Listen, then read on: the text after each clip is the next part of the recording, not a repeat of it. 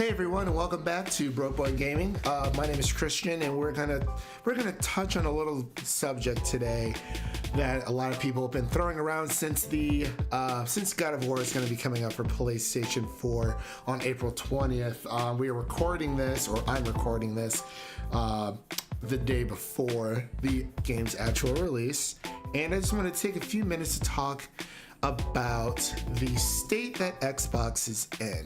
And I personally feel like the state that Xbox is in is a very good state. I understand that they don't have, enough exclusives or whatever you want to say, like, oh, they don't have any games, but you have to think of it two different ways. You have two different companies who are trying to achieve the same goal. With PlayStation, this generation around, they have been dealing a lot with exclusives. They've had a lot of great exclusives coming out for their platform altogether. I know this year is supposed to be hitting us, with God of War and Spider-Man. And previous, they had Infamous Second Son. They've had, Horizon Zero Dawn, and many, many others. Bloodborne, just to name a few. But to me, I've always personally believed that a console can, how do I say this? A console can survive within the market of the gaming community without having to rely on exclusives altogether.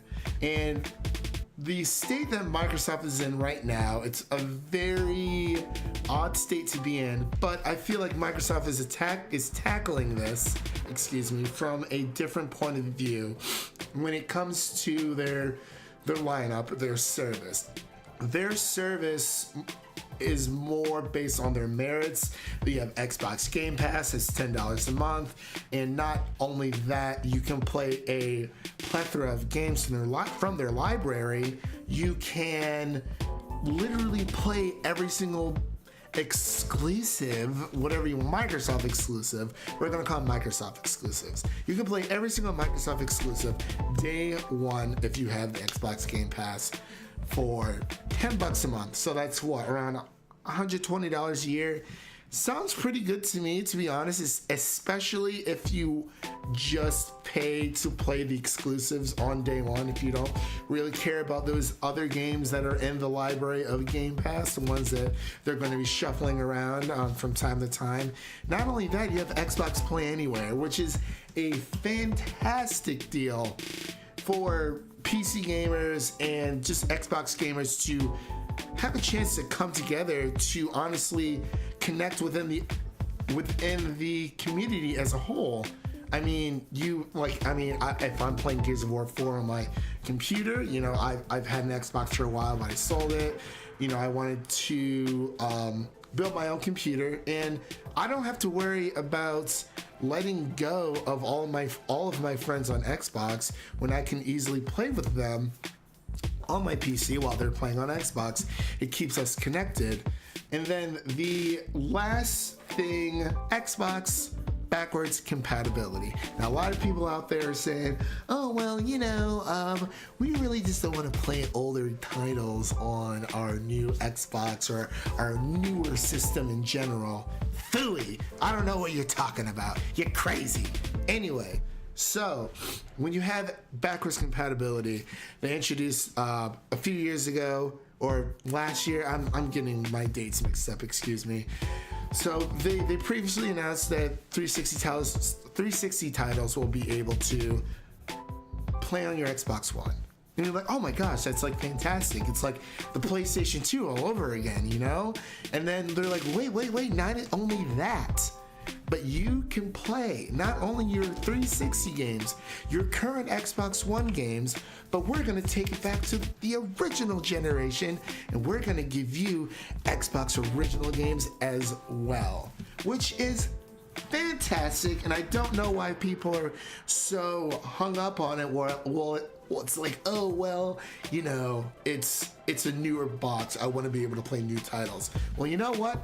Options are good. And it's just, I'm sorry. I'm ranting here. That this is more like a rant recording. So it's It just doesn't make any sense to me. Why would you not want to have a system, a box that can play all of your future titles? I'm losing my mind, because you have backwards compatibility. You can play all these great Xbox 360 games, all these great Xbox original games. Jade Empire. Do you remember Jade Empire? KOTOR 1 and 2. Do you remember Knights of the Old Republic? Those games were fantastic. And it's not about the hardware, it's about the games.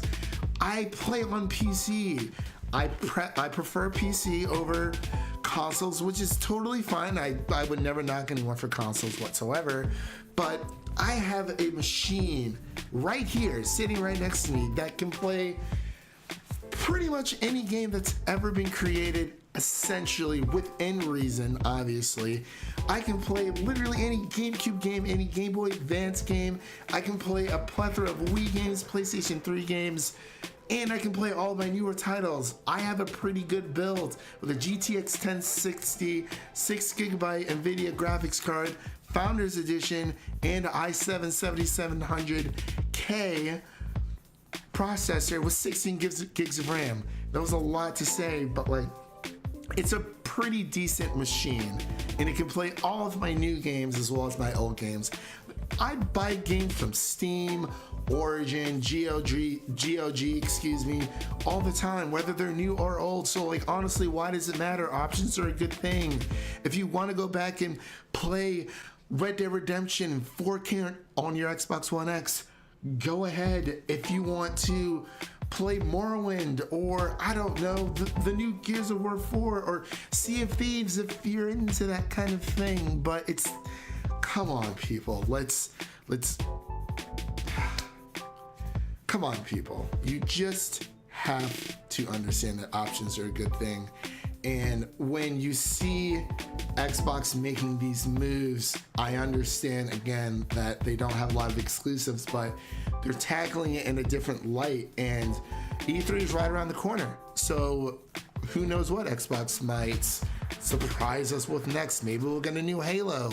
Probably not, but one can dream. Maybe we'll get a new Fable. I'm really hoping for a new Fable, Microsoft. Please, please. A new Fable, and just either some new IPs or I don't know. To me, it just feels like I love what PlayStation's doing with exclusives, but there are other ways to sell a console instead of just relying on games to sell your own system. Well, that about does it here, ladies and gentlemen. Thank you so much for tuning in.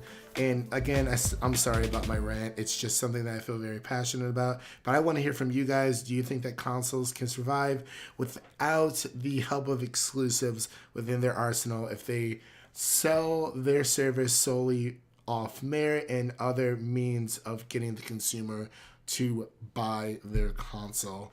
But let me know what you guys think in the comment section below, and I will catch you guys in the next one. Oh, wait. Where's my outro music?